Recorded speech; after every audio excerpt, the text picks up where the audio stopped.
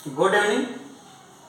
आज हम लोग ऑर्गेनिक केमिस्ट्री का एक सबसे इंपॉर्टेंट चैप्टर एक हाइड्रोकार्बन, जो कि क्लास 10, क्लास 11 और क्लास 12 के लिए सबसे महत्वपूर्ण है। तो हम आते हैं हाइड्रोकार्बन। हाइड्रोकार्बन क्या है? ठीक है, तो सबसे पहले हम यह जानते हैं हाइड्रोकार्बन, यह नाम से ही स्पष्ट है। हाइड्रोजन और कार्बन के मिलने से जिस यौगिक का निर्माण होता है उसे हाइड्रोकार्बन कहा जाता है। हाइड्रोकार्बन में क्या है? हाइड्रोजन है और कार्बन है। तो कार्बन की विशेषता होती है चतुष्फलकीय, कि यह अपने चारों ओर 4 बंधन बनाता है, यह चतुष्फलकीय होता है। इसके कार्बन के बाह्यतम कक्षा में 4 इलेक्ट्रॉन होते हैं, जबकि हाइड्रोजन के बाह्यतम कक्षा में 1 इलेक्ट्रॉन होता है। और इन दोनों के बीच में जो बंधन होता है ये सहसंयोजक बंधन बनता है, और सहसंयोजक बंधन के बनने से जिस यौगिक का निर्माण होता है उसे सहसंयोजक यौगिक कहा जाता है।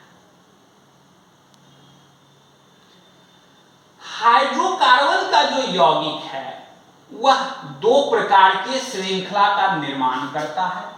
एक को बोलते हैं खुली श्रृंखला, दूसरे को बोलते हैं बंद श्रृंखला।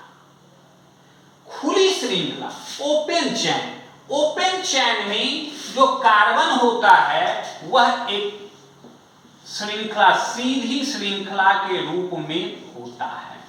जितना हमको एक सीधी श्रृंखला के रूप में कार्बन देना है वो हमारा बनता चला जाता है। अब इस खुली श्रृंखला में हाइड्रोकार्बन 2 प्रकार के होता है, सैचुरेटेड हाइड्रोकार्बन और अनसैचुरेटेड हाइड्रोकार्बन। सैचुरेटेड हाइड्रोकार्बन संतृप्त हाइड्रोकार्बन होता है। क्या होता है? संतृप्त हाइड्रोकार्बन। अनसैचुरेटेड असंतृप्त हाइड्रोकार्बन होता है। संतृप्त हाइड्रोकार्बन एक प्रकार के होते हैं एल्केन, जबकि असंतृप्त हाइड्रोकार्बन 2 प्रकार के होते हैं, एल्कीन और एल्काइन।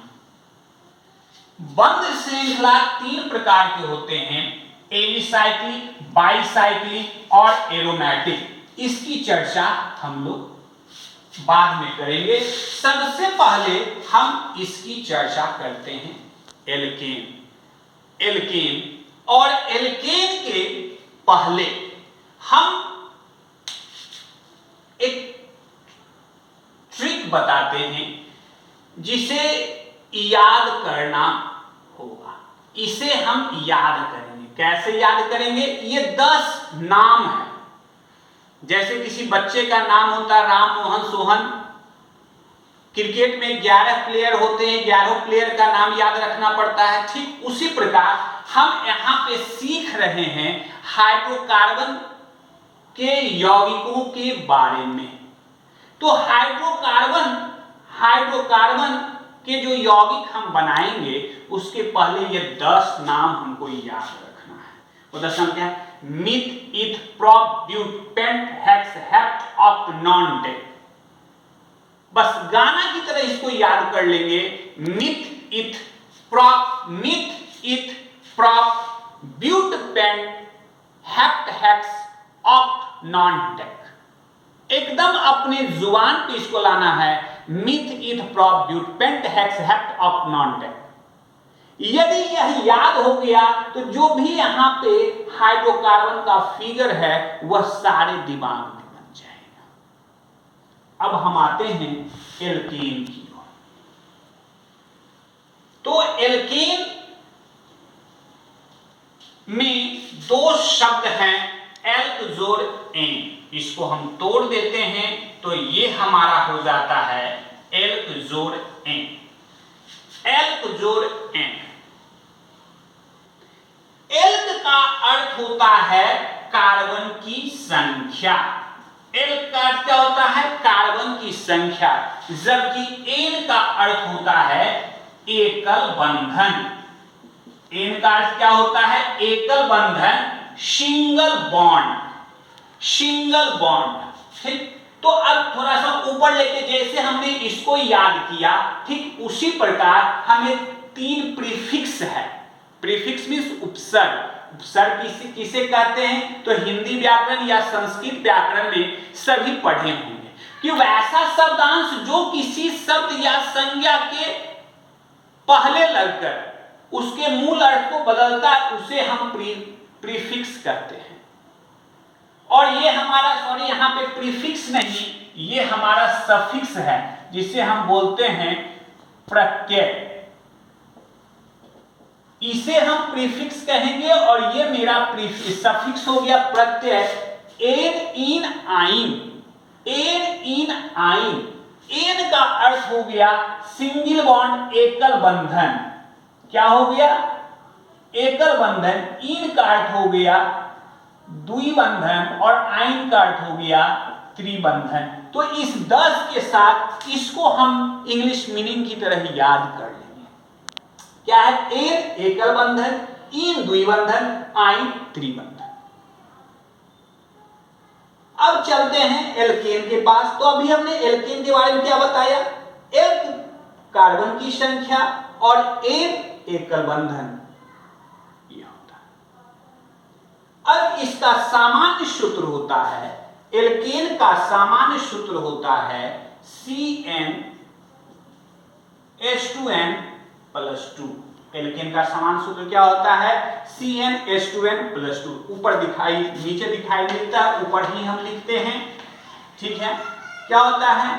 CnH2n+2 होता है, जहां n बराबर कार्बन की संख्या, कार्बन की संख्या।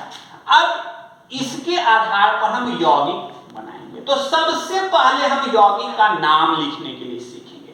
अब हमने पहले बताया कि हमको याद रखना है meth, eth, prop, but, pent, hex, hept, oct, non dec, ये 10 है। और सबसे पहले यहां से हम जो है एन सफिक्स यानी प्रत्यय के रूप में ले लेते हैं। प्रत्यय किसे कहते हैं? तो वैसा शब्दांश जो किसी शब्द संज्ञा के अंत में लगकर उसके अर्थ को बदलता है, उसे हम प्रत्यय कहते हैं। तो यहां पे हम लेकर चलते हैं कि मिथ जोड़ एन, मिथ जोड़ एन, ये मेरा बनता है मीथेन। दूसरा क्या है? इथ जोड़ एन, ये हमारा होता है इथेन। तीसरा क्या है? प्रोप जोड़ एन, ये बनता है हमारा प्रोपेन। और चौथा क्या है? ब्यूट जोड़ एन, ये हमारा बनता है ब्यूटेन। इतना ही लेते हैं, उसी के आधार पर ये मेरा बन जाएगा पेंट जोड़ एन पेंटेन, हेक्स जोड़ एन हेक्सेन, हेप्ट जोड़ एन हेप्टेन, ऑक्ट जोड़ एन ऑक्टेन, नॉन जोड़ एन नॉन एन, डेक जोड़ एन डेकेनॉस है। तो ये हमारा एल्केन समूह के यौगिकों का नाम हो गया। यानी खुली श्रृंखला में संतृप्त हाइड्रोकार्बन के अंतर्गत एल्केन, और एल्केन का 10 यौगिक हो गया, methane, ethane, propane, butane, pentane, hexane, heptane, octane, नोनेन and decane. अब चलते हैं कि इसका सूत्र हम कैसे लिखते हैं। तो इसके सूत्र लिखने के लिए, इसके सूत्र को लिखने के लिए सीधे कुछ नहीं करना है। एक नंबर में हमारा मीथेन है, यानी कार्बन की संख्या क्या है? कार्बन की संख्या 1 हो गया। और हाइड्रोजन की संख्या तो इसका है कि कार्बन 1 तो हाइड्रोजन 2 और 2, दुगना से 2 ज्यादा कर दें, यानी carbon 1 hydrogen 4, carbon 1 hydrogen 4। Number 2 में मीथेन के बाद हम लिखते हैं एथेन। ये अब यहां कितने नंबर पे? इथेन कितने नंबर पे है? दूसरे नंबर पर है, यानी कार्बन यहां पे 2 हो जाएगा। तो हाइड्रोजन कितना होगा? हाइड्रोजन कितना हो जाएगा? तो हाइड्रोजन 2 2 दूनी 4 और उसमें 2 और जोड़ देंगे तो यानी हमारा क्या हो गया 6। नंबर 3 में मीथेन इथेन के बाद हमारा क्या हो जाएगा प्रोपेन। तो यहां पर कार्बन कितने नंबर में है तीसरे नंबर में कार्बन है तो यहां पे क्या हो जाएगा 3 और यहां पे 3 दूनी 6 और 2 8 हो जाएगा। नंबर 4 में हम लेते हैं प्रोपेन के बाद क्या होता है ब्यूटेन। ब्यूटेन में क्या है कितने नंबर पे है चौथे नंबर पे है कार्बन की संख्या 4 तो हाइड्रोजन कितना हो जाएगा 4 दूनी 8 और 2 10। यदि एक और हम उदाहरण के रूप में ले लेते हैं तो ये हमारा ब्यूटेन के बाद क्या हो जाता है पेंटेन। तो पेंटेन में कार्बन की संख्या कितना है कार्बन की संख्या 5 है तो C5H12 हो जाएगा यानी 5 दूनी 10 2 12। यानी एल्केन का सबसे सीधा ट्रिक है तरीका है कि इसका सामान्य सूत्र CnH2n+2 होता है और इसका जब हम सूत्र लिखते हैं तो कार्बन की जो संख्या है उससे 2 ज्यादा हाइड्रोजन रखेंगे दुगुना से 2 ज्यादा। तो ये तभी संभव होगा जब हम इसको याद रखेंगे। ये 10 गाने की तरह याद रखना है meth eth prop but pent hex hept oct non dec और उसमें अब भी सबसे पहले हम एन प्रत्यय को जोड़ देंगे। क्या जोड़ देंगे एन प्रत्यय को जोड़ेंगे तो हमारा एन प्रत्यय जब जुट जाएगा तो methane ethane propane butane pentane hexane heptane octane nonane and decane हो जाएगा और उसी के आधार पर उसका सूत्र लिखेंगे कि सबसे एक नंबर में है हमारा मीथेन। एक नंबर में क्या है मीथेन तो कार्बन की संख्या है 1 तो हाइड्रोजन की संख्या 2 दूनी 4। दूसरे नंबर पे क्या है इथेन है इसमें कार्बन की संख्या 2 तो हाइड्रोजन की संख्या कितना हो जाएगा 2 दूनी 4 और 2 6 हो जाएगा। अब इसके पहले एल्केन समूह का सबसे पहला यौगिक है हमारा मीथेन और इसका हमने क्या बनाते हैं संरचना आणविक सूत्र CH4। यदि अब इसकी संरचना सूत्र की ओर हम आते हैं तो कार्बन 1 अभी मैंने बताया कि यह सीधी श्रृंखला बनाता है और यह चतुष्फलकीय होता है तो यह चतुष्फलकीय में इसके चारों ओर हम क्या करते हैं हाइड्रोजन को डाल देते हैं। यदि यहाँ पे मीथेन के बाद हम डालते हैं एथेन की ओर तो यहाँ पे क्या आता है C2H4 आता है 1 2 1 2 3 1 2 3। हमें यह सीधी श्रृंखला में ध्यान देना है कि कितना हो हम कार्बन लेते चले जाए यहाँ पर ये चतुष्फलकीय होनी चाहिए 1 2 3 4 यहाँ भी 1 2 3 4। यह ध्यान देना है कि कार्बन जो है हमेशा अपने साथ 4 बॉडीगार्ड लेता है। यदि एक भी बॉडीगार्ड उसका कम है तो यानी वह जिंदा नहीं रहेगा मतलब वह जो है यौगिक का निर्माण नहीं करेगा। उसका यौगिक का जो आणविक सूत्र होगा संरचना सूत्र होगा वह गलत हो जाएगा। तो ये हमारा एल्कीन है। अब हम आते हैं मीथेन के बारे में कुछ। तो मीथेन क्या है मीथेन एक मार्स गैस है। क्या है मार्स गैस। इसको हम मीथेन को मार्स गैस बोलते हैं। यह कहां पाया जाता है तो सबसे पहले यह मीथेन पाया जाता है कोयले के खादानों में। कोयले के खादानों में मीथेन पाया जाता है। यह कंपटीशन एग्जाम में या ऑब्जेक्टिव में पूछा जाता है। मीथेन की प्राप्ति कहां होती है कोयले के खादानों में। दूसरा और कहां पाया जाता है मीथेन तो दलदल वाले क्षेत्र में जहां भी कीचड़ हो या दलदल। तो दलदल कहां रहता है धान की खेत में दलदल रहता है या कहीं कीचड़ रहता है, जहां भी गाय भैंस खड़ा रहता है या कीचड़ है, उसमें कौन सा गैस पाया जाता है? मीथेन गैस पाया जाता है। और मीथेन गैस कहां पाया जाता है? तो गाय भैंस जो है जुगाली करता है, पागुर जो बोलते हैं मुंह पर, तो उसका जो फेन निकलता है उसमें भी जो है हमारा मतलब मीथेन गैस पाया जाता है। अब जितने प्रकार के भी गैसें होते हैं उसे कंप्रेस्ड करके रखा जाता है, उस पर दबाव डालकर रखा जाता है। दबाव डालकर, जब वह दबाव डालकर रखा जाता है तो उसे नेचुरल गैस के रूप में, यानी उसको सीधे कहा जाता है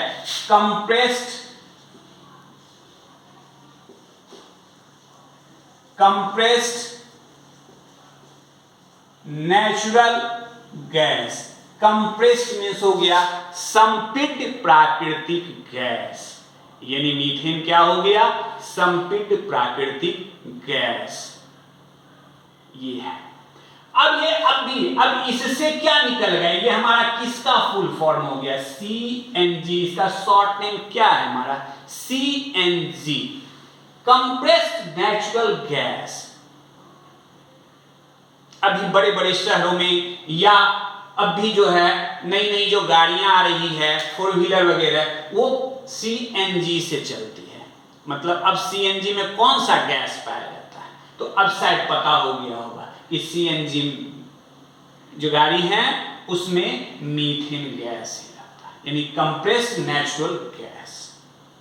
अब एक और बातें आती है, LPG, लिक्विड पेट्रोलियम गैस, जो घरों में यूज किया जाता है। क्या? तो अब यह भी है। तो इसमें जो है हमारा मीथेन नहीं पाया जाता है, इसमें मुख्य रूप से हमारा ब्यूटेन पाया जाता है। इसके ब्यूटेन के दो होते हैं, आइसोब्यूटेन और नॉर्मल ब्यूटेन। तो ब्यूटेन से, अभी यहां पर हमने लिखा ब्यूटेन से, ये आइसोब्यूटेन और नॉर्मल ब्यूटेन कैसे बनता है ये हम लोग बाद में देखेंगे। तो अभी हम कुछ इंपॉर्टेंट चीज मीथेन से संबंधित हम बता रहे थे। तो अभी हमने बताया कि गाड़ी में जो CNG होता है वो कैसे CNG बना, ये मैंने बतलाया, और LPG में कौन सा गैस पाया जाता है। तो मुख्य LPG का मुख्य अवयव क्या है? ब्यूटेन है, और ब्यूटेन का दो पार्ट्स होते हैं, दो भाग में पार्ट बना है, दो यौगिक बना है, आइसोब्यूटेन और नॉर्मल ब्यूटेन। तो आज की क्लासेस में मैंने बतलाया एल्केन के बारे में। अगली क्लासेस में हम चर्चा करेंगे एल्कीन और एल्काइन। आज के लिए इतना ही, फिर हम अगले क्लास में मिलेंगे एल्कीन और एल्काइन के साथ। धन्यवाद।